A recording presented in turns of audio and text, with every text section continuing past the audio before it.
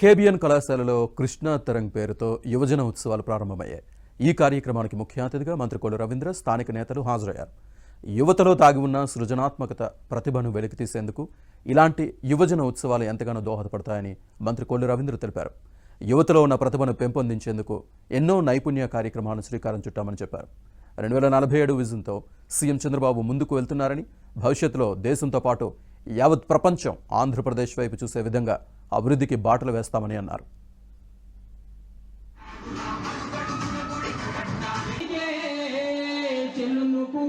కృష్ణా తరంగ్ 2024 వారిని కూడా సవినయంగా వేదిక మీదకి ఆహ్వానిస్తున్నాం.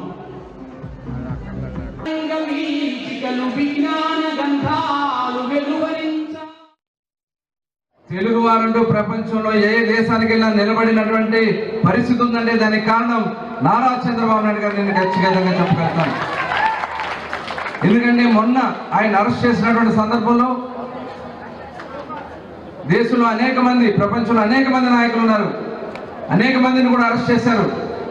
కానీ నారా చంద్రబాబు నాయుడు గారిని అరెస్ట్ చేస్తే 80 దేశాల్లో స్వచ్ఛందంగా రోడ్ల మీదకి వచ్చి నిలబడ్డారంటే అది ఇవాళ తెలుగు వారిలో ఉన్నటువంటి స్ఫూర్తి అనే విషయాన్ని కూడా ఈ సందర్భంగా తెలియజేస్తా ఉన్నా.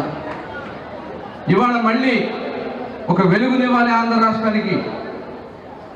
ఆర్టిఫిషియల్ ఇంటెలిజెన్స్ లో రేపు రాబోయే తరానికి, రాబోయే 20-30 సంవత్సరాలు మన భవిష్యత్తు అందించాలనే లక్ష్యంతో స్కిల్ సెన్సెస్ శ్రీకారం చుట్టారు.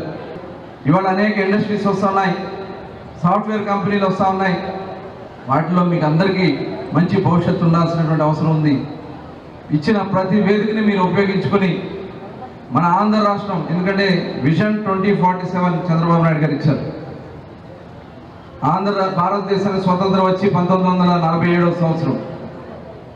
మళ్ళీ మనకి 2047కి ఆంధ్ర రాష్ట్రాన్ని ప్రపంచ స్థాయిలో టాప్ 5లో నిలబెట్టాలనేది ఇవాళ ప్రభుత్వం పెట్టుకున్నటువంటి ఒక గోల్.